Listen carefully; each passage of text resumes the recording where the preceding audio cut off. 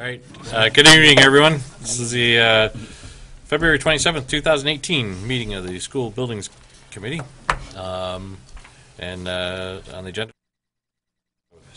hopefully everybody's had a chance to review them or what. So I'd entertain a motion to approve the meeting minutes from June 27th, 2017. And a second? Second. Any discussions, comments? All right. All those in favor? Aye. All those opposed? Those are approved. Next is update. Ben. Where does everything stand? Good evening, everyone. So at our last meeting, which was quite a long time ago, back in June, we had a couple remaining items, only two major ones, which was the final testing and recommissioning at that time of the HVAC systems as well as the equipment. And then there was the installation of the new gym dehumidification unit. So over the summer and the fall of last year, we had WSP, the commissioning agent through the project, on site. They recommissioned the HVAC systems and they provided a final report. Many of the HVAC related issues that you guys were aware of at the last meeting were corrected as part of that process. However, Joe Fahey, the school, the building, continued to have issues with the way the system was operating, with overheating, lack of heat, just miscellaneous things that were popping up that just told us that the system wasn't really jiving the way that it was supposed to. At that point, Fontaine employed the services of Apex Technologies, and Jeremiah Clare is a representative from Apex. Jeremiah has been a huge asset to the project since then. After reviewing the conditions with Joe in the building, he submitted a proposal for him to recreate the BAS user interface to function more in the line of what Joe is used to with other schools in the district with the automated logic system, so that Joe would be comfortable with operating that.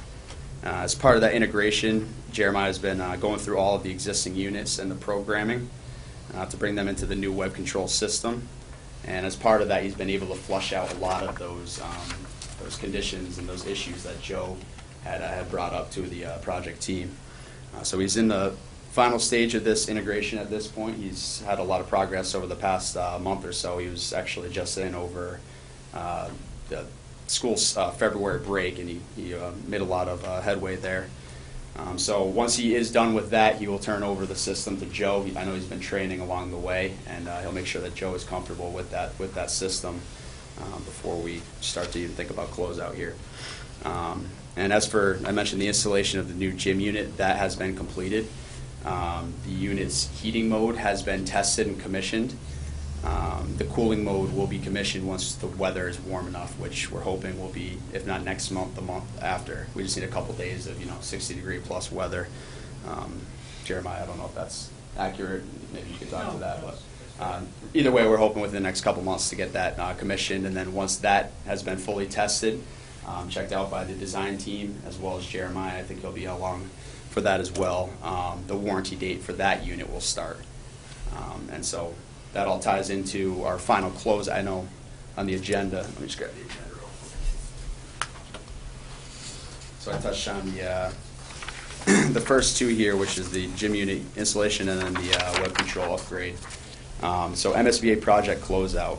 As we start to finish up these things, the last remaining items in Jeremiah's court and Fontaine's court, we're looking to close out the project finally with MSBA. So there's a lot of documentation which Skanska, the whole team has been keeping up with. So we're pretty far along on that, but we do need the final requisition from Fontaine. We need the final change order, all final financials and everything to be submitted to them. Our goal is to get everything to them. Well, we need to get everything to them by, I think it's May 18th, Mary Ellen?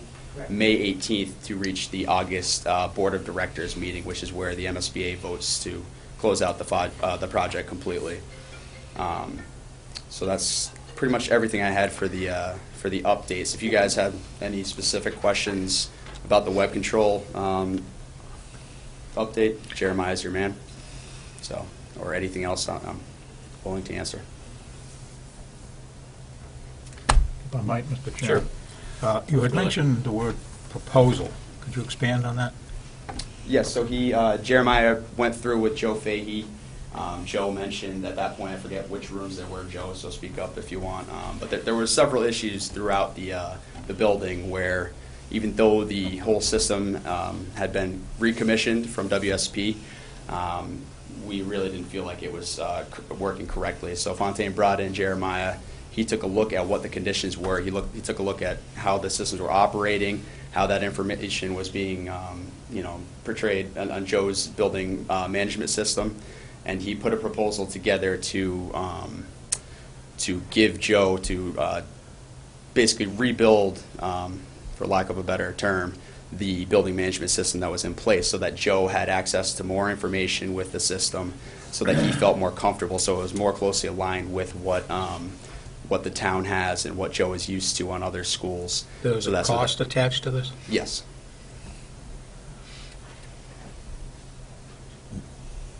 Is it a request of the school department? Yes, yes. I will, and Okay. I'll let Joe talk for it No. and speak on that, but Well, it's, No, that's fine. you good? In order for the building to function, this had to happen. yeah, and like I said, It's that- certainly not a luxury. In order for the building to function, this had to happen. And we're very fortunate to have Fontaine to find Jeremiah to make this progress that he has made. So when he's done, this building will be a functional building.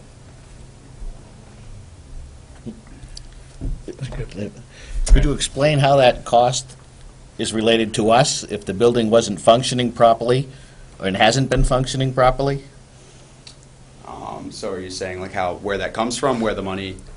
I'm saying, how are we responsible if the building hasn't been functioning properly since we've been using it for this?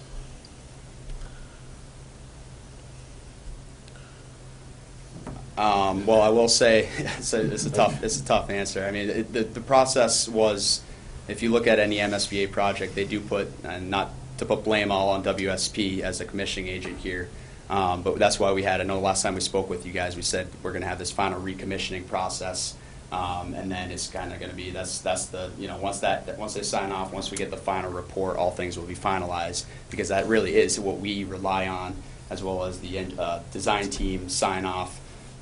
The commissioning agent to sign off on that is really what we look at as a project team as really the final checkoff. So once that happened, we had thought that we were in a place where we could start to close out the project. Obviously, we did have these issues. We did correct, I say we, the project team did correct, the original coil freeze-up, things like that. They honored the warranty, so they got the work for that completed, and they got the units checked out, and those boxes checked off. But there were other, I will say minor, they weren't minor, but other issues did arise, which at that point, WSP had already been off the project. They gave us their final report. I don't want to speak for the whole team, but I think we can, that we were not totally pleased, Mark, with how WSP, I mean, they commissioned it, they recommissioned twice, and we still saw these issues. So at that point is when Fontaine decided to bring and to use it. And this is all falls within their contingency, their GMP contingency, which is set in place to take care of things where, either design related or unforeseen, things that come up throughout the construction process to make things, the way they're supposed to be. So it is unfortunate, but I would say, having Jeremiah along, he's basically, as part of this integration, has gone through everything. He's found out all the issues and resolved them for Joe at this point, and he's going to leave him with what I would say is a better or comfort level for Joe system to operate. So. Is it simple to say that what was put in place worked, but did not work with the rest of our system? Is it that simple? Yes, I would say that. Mark, I see you smiling over there. So It worked, but maybe not as well as you'd like it to work. That's what I and think there we're was- driving at. And why does it all end up just because you got some money left over, pay for it, rather than to where the...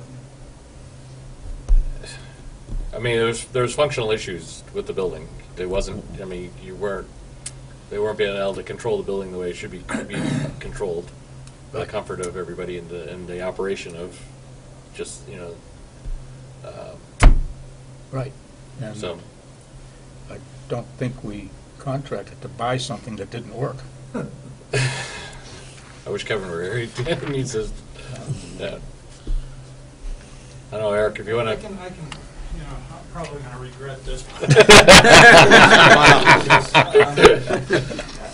just a couple of points I would like to make relative to the system. The system did not function as intended. We didn't design a system that didn't that wouldn't function properly. So there were some issues.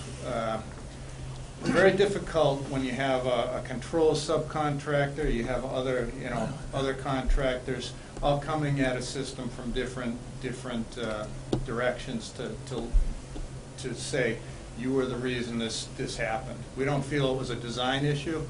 That said, we could have gone back and forth for years on this. This could have gone into litigation, and ultimately, that's what happens with some projects. We didn't want that to happen. One point I would make here is that this system is a betterment to the HVAC system. The controls, the ALC controls is a proprietary control system. It's what you have on the high school and other schools, Joe, is that correct? So all of your other schools have that system. Joe is familiar with that system. The process to change over from the submitted controls and installed control system to the ALC system involved taking out the control boards from every rooftop unit, basically replacing those with an ALC product that would work and be part of that whole ALC system. And if you, in the future,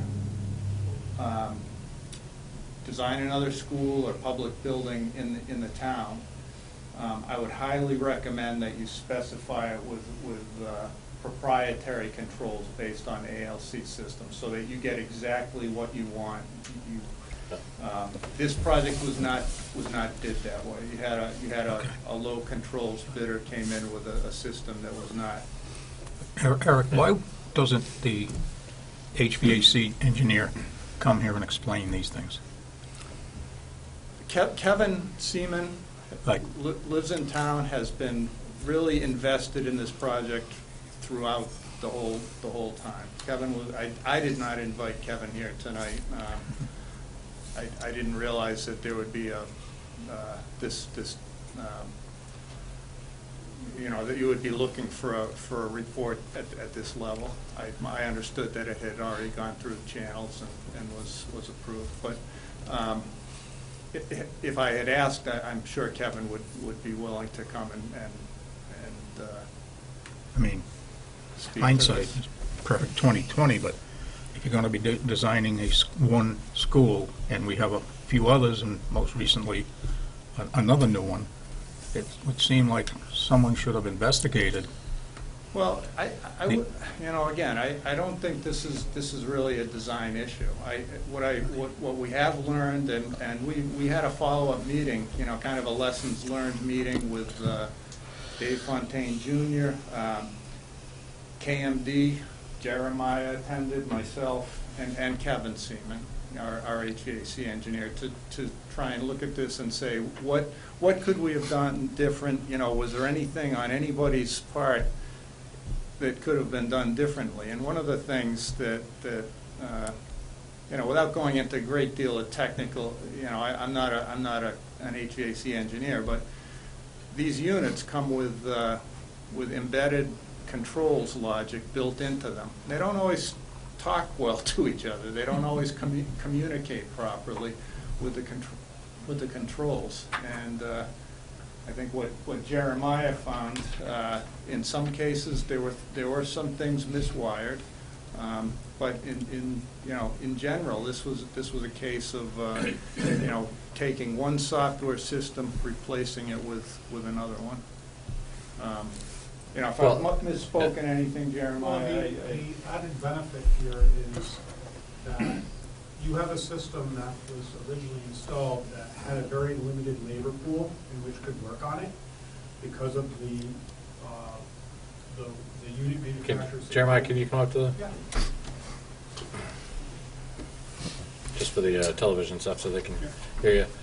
The unit manufactured supply controls, they bring a risk to the operational staff because there's not a huge labor resource pool of HVAC mechanics that are controls experts.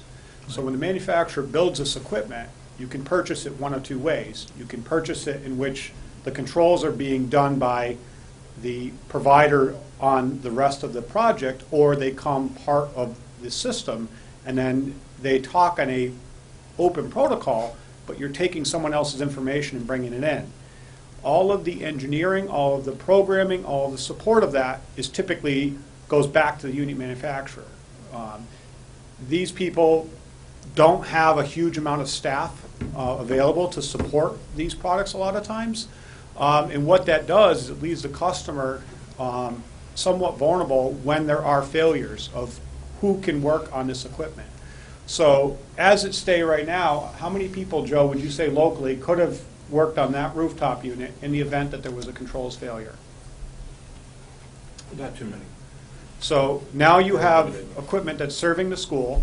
If that system goes down and that device fails, there's virtually no one locally that can service that. There's HVAC mechanics that can come work on a compressor, things of that nature, but what's telling that compressor to do the heart of that system is now stuck in this sector that's just not, there's not a big labor pool for that. The unit manufacturers don't, they really shouldn't be in the controls industry per se.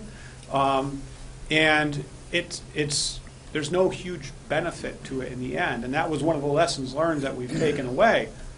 What we're installing now, Joe can contract with any of his local controls suppliers. He's now got, Automated Logic employs over 100 people in New England that can now work on this equipment, that can support the equipment. We can understand it. We can troubleshoot it. Right now, when Joe would have a problem, all we can do is guess on what's happening. And it's an educated best guess on information that's being presented. And it really, there's no true visibility to what the system is actually doing because we can't look under the hood. It's kind of like having a problem with your car, but you can't open the hood to diagnose it. That's very much the situation that was there. And had everything worked perfectly, maybe we wouldn't be here. So day one, the product was bought and placed, and it had this widget in it, Yes. and that widget doesn't work. And I it's been can't- replaced by something that works. No, well, Well, John, yeah. I mean, the rooftop units came with a controller in them, right. and that controller did whatever Addison programmed it to do, and we tried to, the BMS system tried to talk to it, is what, but that controller is locked, and nobody can get in there to change it. So what happened was now, took out that controller and put in a new, almost the exact same controller, back in it that's programmed now. So you get full function, being able to read what those And we can rooftop meet the units needs do. of both the building, the equipment, So supporting of the software. it happened to be, the pack, when you buy a package, they bought the package piecemeal, unfortunately. And the manufacturer they're building widgets and boxes.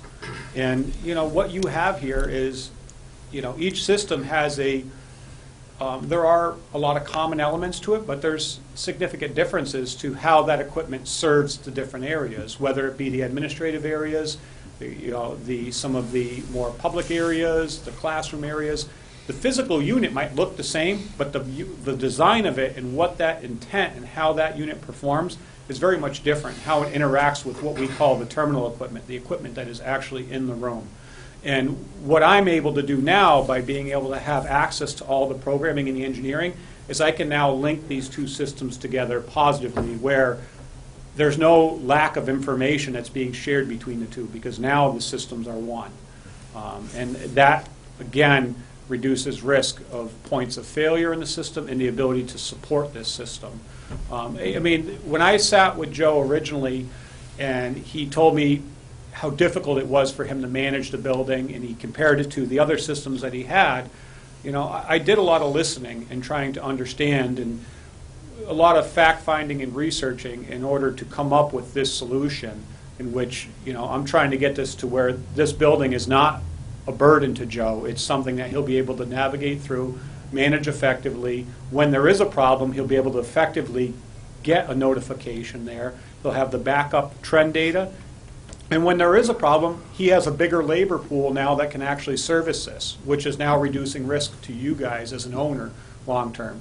I mean, you could say, we bought this today, but how are we going to maintain that, tomorrow and the next day and the day after that? And right now, you would still be in a predicament where who knows who's going to be available to service that particular piece of equipment. When it comes to the compressor or a fan, you can call any HVAC company, and there's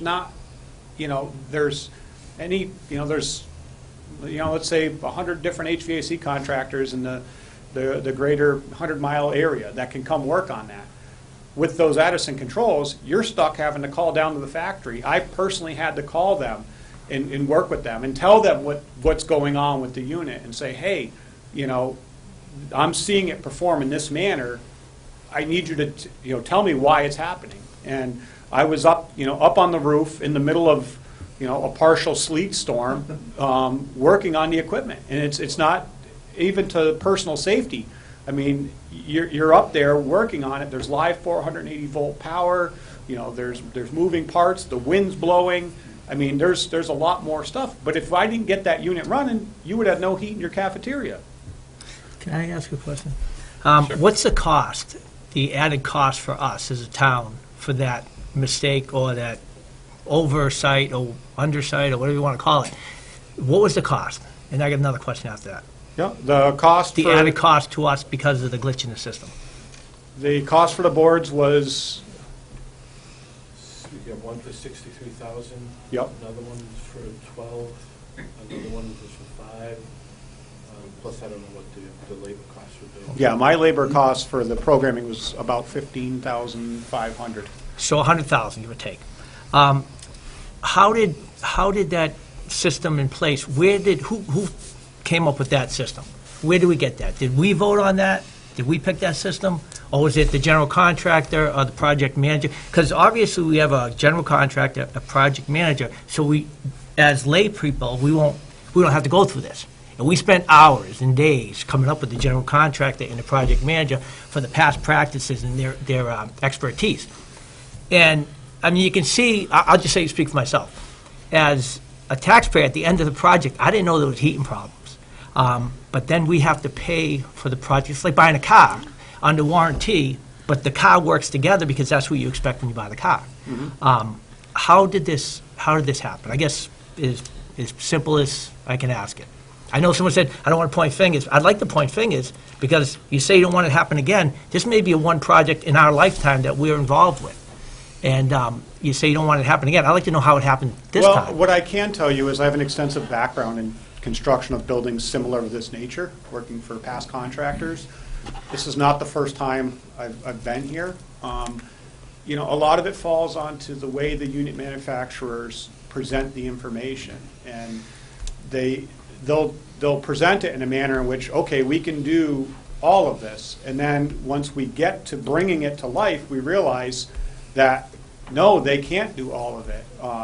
I did a school about 10 years ago in Killingworth, Connecticut, in which they went with package controls. The actual, the facilities, everything was supposed to be done in this manner where the controls were going to be done by the local contractor, who would be the company I worked for. For some reason, things got changed, and they got package controls. Brought to their attention, point of failures, things to be concerned. First day of school after winter break, every piece of equipment in that school went down, and they had no heat in the school because... And who paid for it? Whose fault was it? That the went to town? litigation. So, but what you're saying is it could have went to litigation, but someone's at fault, and it's not us. Yeah, Correct? All I can tell you is that the equipment is, there's things that have been witnessed on numerous occasions. Do you keep investing good time and going down the wrong road, or do you... How about this? If you would do it again, what would you have done? You came in too late in the picture, I guess, Yeah. to to, And Eric can speak to All right, that. Eric, What the for lessons Skanska learned. or- I think, again, if we were to do it again, like I said before, I'd recommend that you specify the controls as a proprietary system, so that you get exactly the brand of control. Yeah, I agree with everything he says. My issue is, we bought a functioning building. We hired a good general contractor to oversee that that's what we have. right, If that's not the case, it shouldn't be our responsibility. exactly. That's a lot of money. Well, it's compared to, and a lot of money's gone into this, into the time and effort of everybody. Correct. That's been involved with it. Nobody's walked away from it. We've had cooperation from Lamero Pagano, from the HVAC engineer, from the contractor, the HVAC contractor down the line. And there have been many efforts to make that system work as it was bought out and installed. And ultimately, it was not working. And at that point, I think the decision to go with the ALC system, it is a betterment. It's not, you're ultimately ending up with a proprietary system. You can look at it that way. You would have, had you bid it that way originally. Why didn't we bid it that way? I guess that's what it comes back to, because I mean, if you go through the entire timeline, where we left off at our last SBC meeting, we had identified what some issues were with the system. We had our commissioning agent, we had Fontaine take care of the issues. The commissioning agent came back in for the third time at that time, recommissioned the system. At that point, things for Joe looked pretty good. I mean, they were, it was running correctly for a week or two before we saw another issue arise. At that time, WSP had signed off on the, what we looked as the final check. They had signed off on that. So at that point, we had already had them out here 3 times. We've gone through all this convoluted mess of just coordinating with them to get on site. At that time, Apex was brought up to the teams, that he could do this work, and that's when the town decided to do that. As Eric said, I think a betterment of the system. So, I mean, it was checked out. I'm not going to say that it was ever working exactly as it was designed, but per the commissioning agent, they did sign off on it that final time in the fall of last year. And who was the commission agent? WSP. And what is WSP? So if you look at That's MSBA a projects, they're hired by they're paid for by the state through MSBA. That is really, they hire them to make sure that all the HVAC systems, the building envelope, everything, is up to code, up to spec, and that everything is good to go. So that's really what we rely on as kind of the final set of eyes to test out all of the systems. So they do an extensive, and we can share the report with you. And I guess they produce, 2 reports there? 2 final reports, if you will. So that's kind of where the frustration was. Once we receive that report, and once we hear from Joe, weeks after, that there's still, maybe minor issues, but still issues with the system.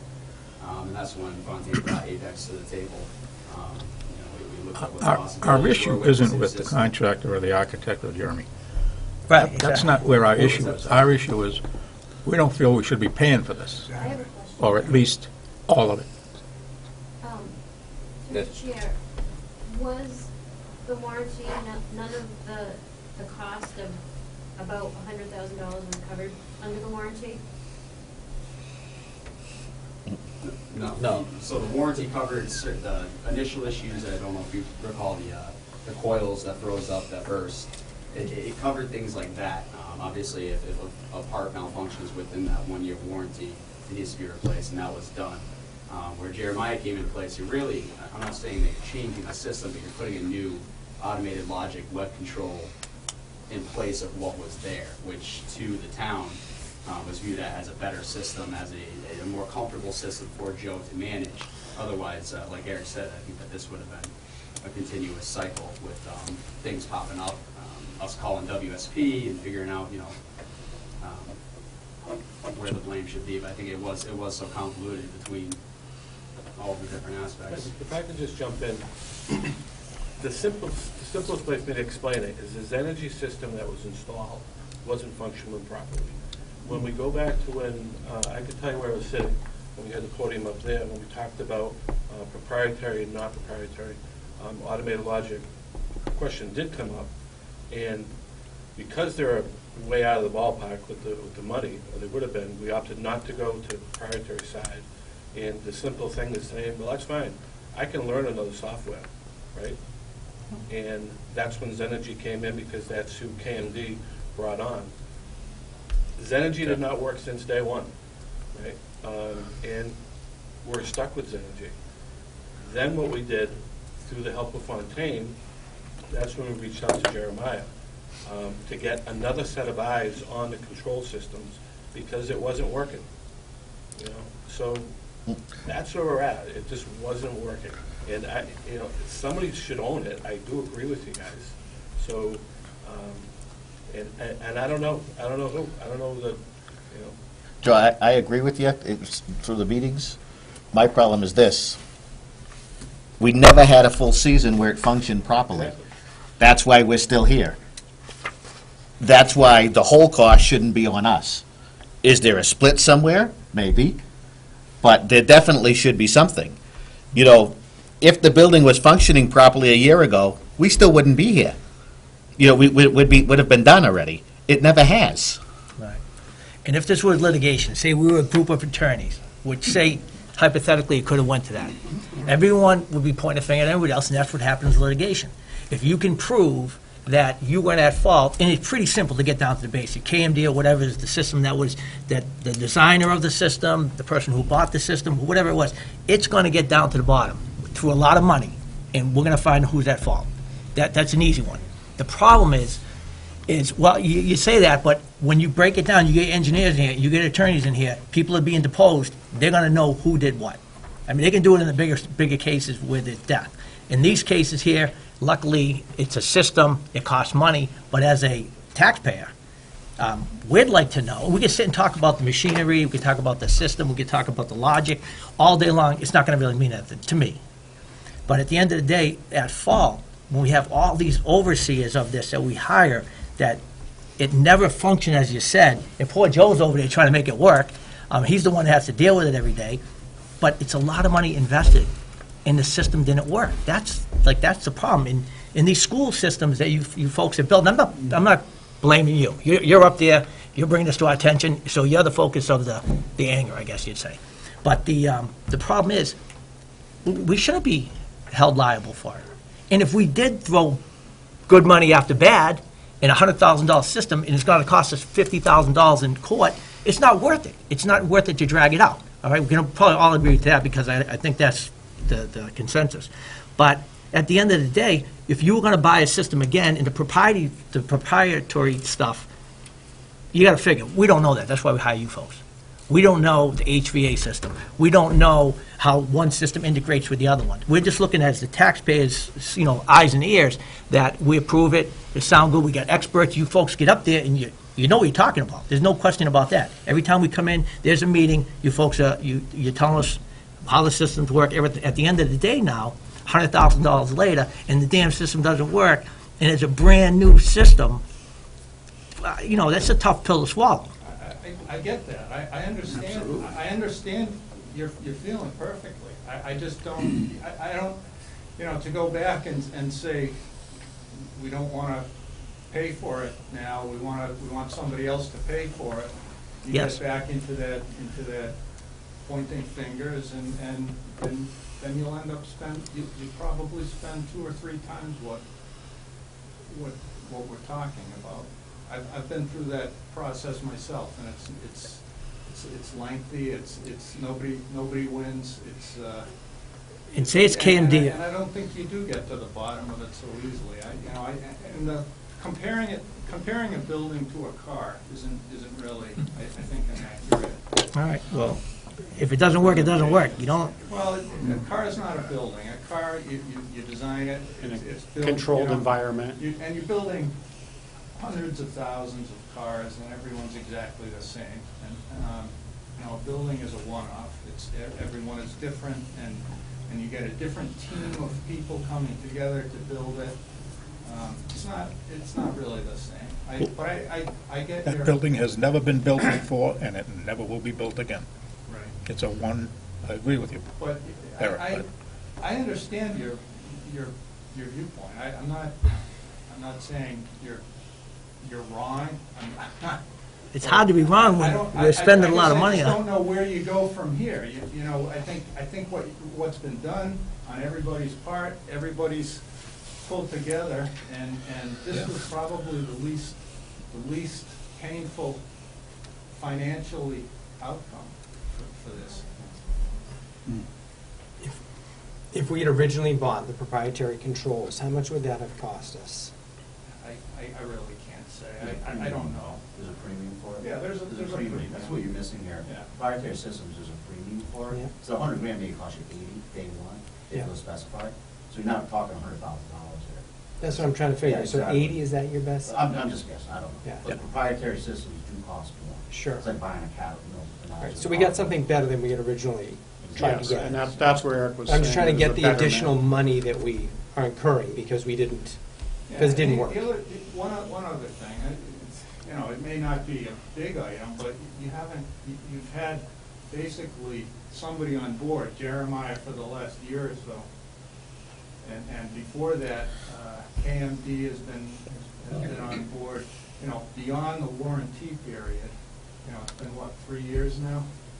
During that time, typically, you would have hooked up with a maintenance contract. You would have a temperature controlled maintenance contract. You haven't had that type of expense, so in essence, you've saved something. Not that you want to hear that, but, No, we actually do have that maintenance expense because of the warranties. Warranties only for 1 year. KMD is very good working with us, but we still have to carry on the maintenance contract in order to satisfy the Addison units. So you did Absolutely. purchase a maintenance Yeah. contract? Yeah. Okay, I didn't understand. No, I don't think that you would. Not a bad way. But no, we had to, in other words, to keep up with the warranties.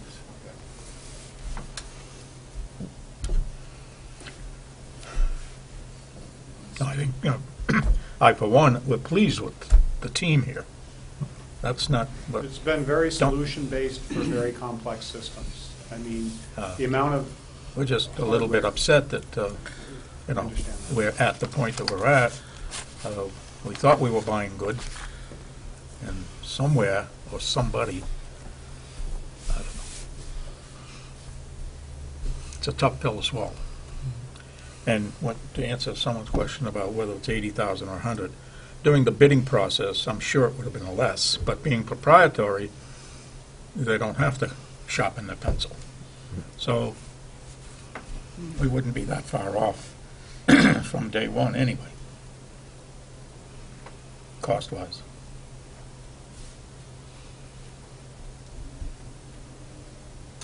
MSBA approved the program, and there are several hundreds of buildings, not only schools, but buildings in the state that they're involved with and approve. These businesses that are involved with the contracts in the same situation that we are, is it something that's uncommon or common? It's not an isolated incident. There are other projects out there that are having HVAC controls problems. You're not the only one in this boat. The systems have gotten incredibly complex, and the things they're controlling at a level that I can't even speak to.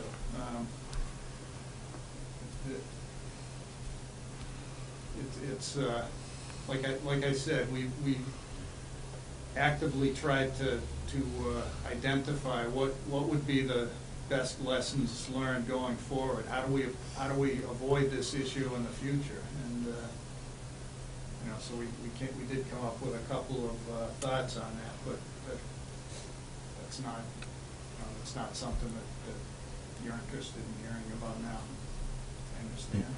No, maybe. What would you do different? What would you have suggested us different on this heating system? Well, instead of buying the units with packaged controls, we would buy the rooftop equipment. We would specify the equipment so that it's bought out, basically stripped without a control board. We'd make the control subcontractor responsible for buying those control boards and installing them and wiring them. And then you've got one point of responsibility. You don't have, a rooftop unit coming with its own set of operations, sequence of operations, and then trying to match that up. And I can Simplistic speak, terms, and I but- absolutely can speak to that. Over the last 15 years, the manufacturers have tried to embed a lot more of that into their equipment. And it's resulted in customers being frustrated, systems not performing as, and you as a customer trying to go back to a manufacturer like Trane and tell them that, hey, it's a dead end road. I've been there as a customer, I've been there as a contractor, I've been there as a consultant. It just doesn't go anywheres. Doing the unit stripped down, you now have someone to point the finger at. You have, whether it be Automated Logic, whether it be Apex, whether you have local representation in which you can have a single source to work within. When you call Addison, there's a manufacturer's rep that works up here. There's no Addison programmer that is within probably 700 miles of here. Who do you go to at that point? Well, that's the thing for next time going forward. Yeah. That would be the same thing. And I went through the whole thing without belaboring the point on the Bosch boiler. Same issues. Brand new combination boiler, but there was a rep that came, and it didn't cost me a dime. And he came twice. And he even said, when the warranty expires, I'm documenting this, so if it happens again, the same issue, you'll be covered, regardless of the time frame. So I guess. I mean, if you remember where all this started, when we had the first freeze-ups and everything, everybody was in there, KMD, Fontaine, in there trying to do, and Zenergy at that time, trying to do what they were doing. Kept on coming back to Addison, who was a rooftop manufacturer, saying, no, it's your issue. And they kept on pointing. They were great at pointing other fingers, so we were chasing around and proving them wrong at every step, but it took us 6 months to do that. And then they finally came back and said, oh, yeah, we had some bad boards, we had this, and they came out and replaced them, and then those boards were bad, and they came back out and replaced more of them. And even the So, system, it's been I know it's been a long road for all of it, but System performance and tweaks, you can't make a change to the Addison system as it is right now. Once the system is brought into the new Automated Logic, if we see something performance-wise that doesn't make sense, or that we feel that we can it can be modified. It can be, again, it's your longevity and your ability to maintain this system. There is a cost savings with it, because 2 years down the road, the warranty's expired. We have a problem with that board. Who comes out to work on it? You get an HVAC contractor that comes out there, and now the guy's, he's stuck scratching his head for 4 or 5 hours. He's trying to call someone. I mean, you would incur cost from ownership of it being as it is right now. The betterment of what you're getting with the Automated Logic control boards being in there and the support that you're getting, minimizing the risk. I mean, when the manufacturer builds this equipment, they're building it and they're shipping it out. They're not tuning it to the specific needs of the building. And no one, when you look at the lessons learned, when you're buying that piece of equipment packaged, no one's going to do that. I've taken numerous packaged systems and trended the information, which I'm historically archiving it and watching at the performance of what the manufacturers put out there. And I can see the deficiencies in it. But trying to point that back out to them and go to them, like I said, you're going down a dead-end road. What now, if we see that there's a problem, we have accountability locally in order to make those corrective actions. So there's the money, we have to pay the money, basically. And we have to, it has to come out of our pocket, the $100,000.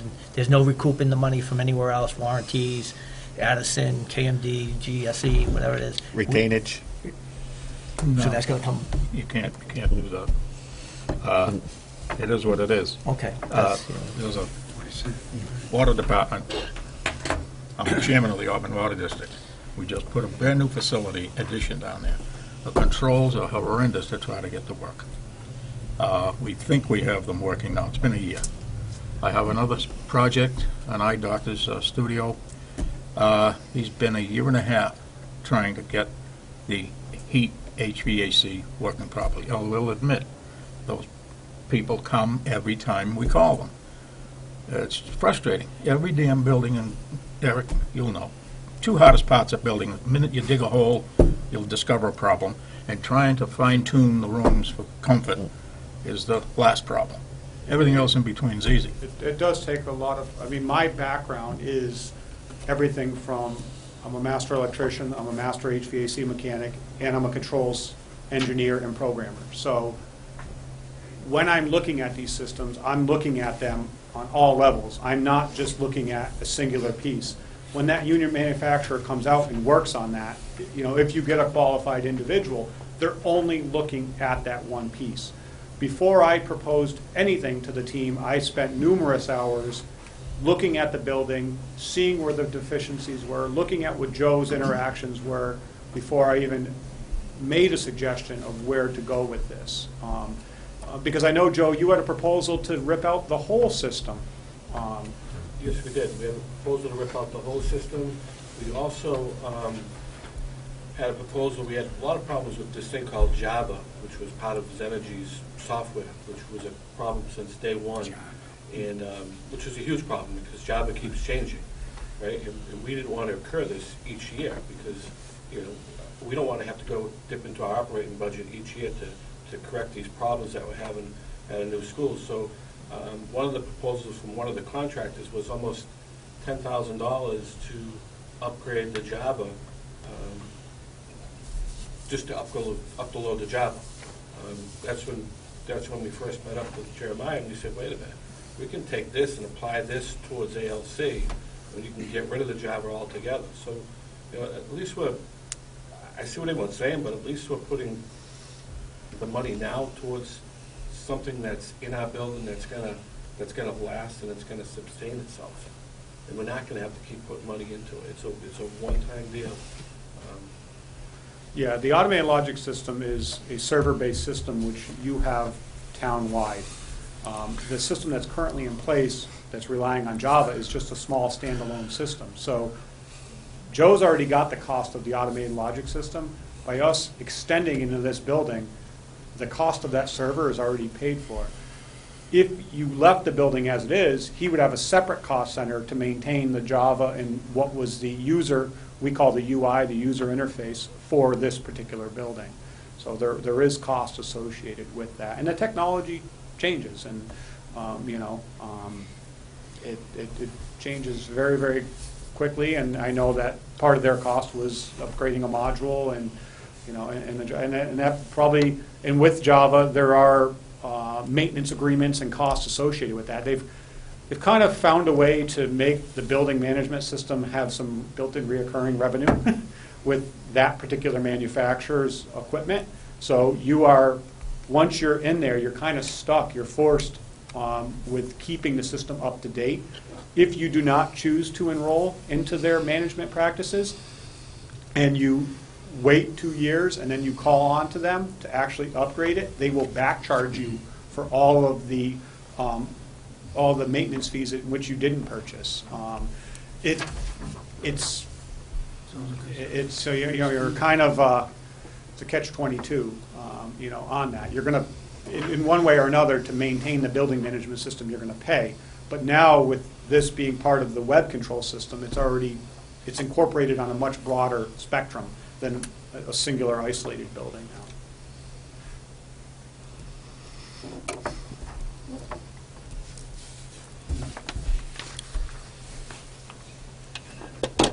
Litigation isn't, No. you're going to have to pay for something. Seems that way. Yes. So, Lesson learned. Okay, and litigation just isn't out of No, I was just using that as a point to And get a down. judge does not like to take a man's money away from him.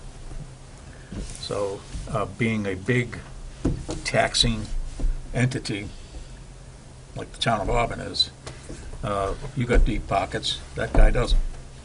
That's the way, Yeah, So, but Joe, it just, we're not gonna win. yeah, but it just seems like it should never get to this point. It should Yeah, have never but got it- to this point. It never Yeah. worked from day But it one. did. It should- I we should, can't blame these guys. Yeah, I mean, These I'm guys just are the saying, solution. it didn't work And- since and day the one. solution We deserves shouldn't be to liable compensated. for However, contractors' errors or mistakes or whatever. Whatever way like you it want to says, put you it. know, as taxpayers, what do you say to them? We watched Yeah, over we almost just all throw your a- dollars. Just watch what? We watched over almost all of your dollars, not all of them. Yeah, but still, Uh, I don't know. I guess It is a hard pill to swallow. Yes.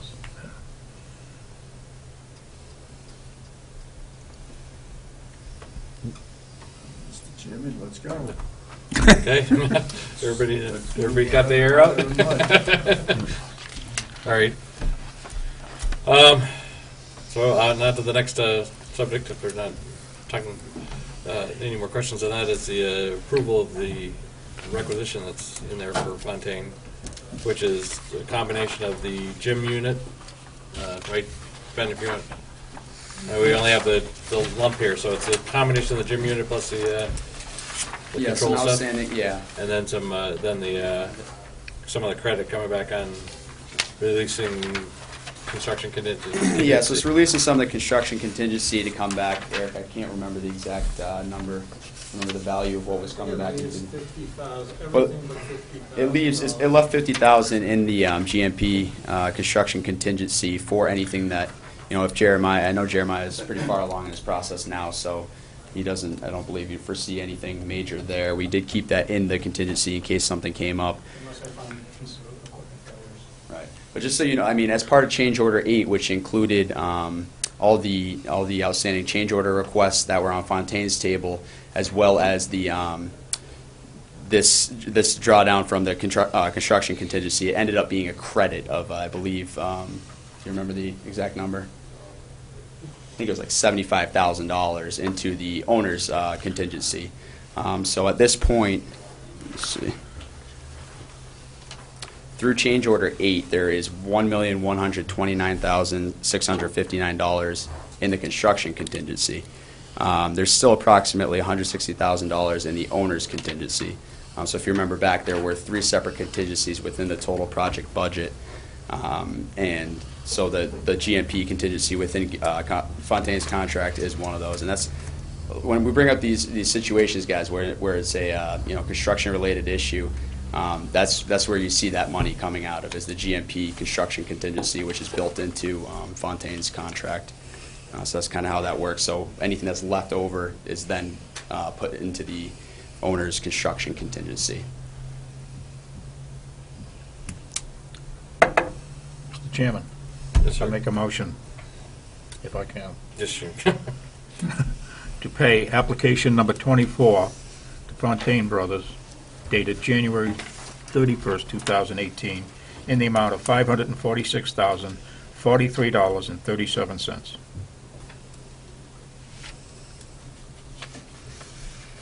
Second. Second. Any questions, discussion? Yes. Does this include the $100,000? Yes. It does. I'll take my second back then. I have just one question on that. Will the control people now be paid in full from the project, all their retainage and everything, or will there be some type of, so there'll be nothing? We'll get a building that the controls never worked correctly, and they get paid in full.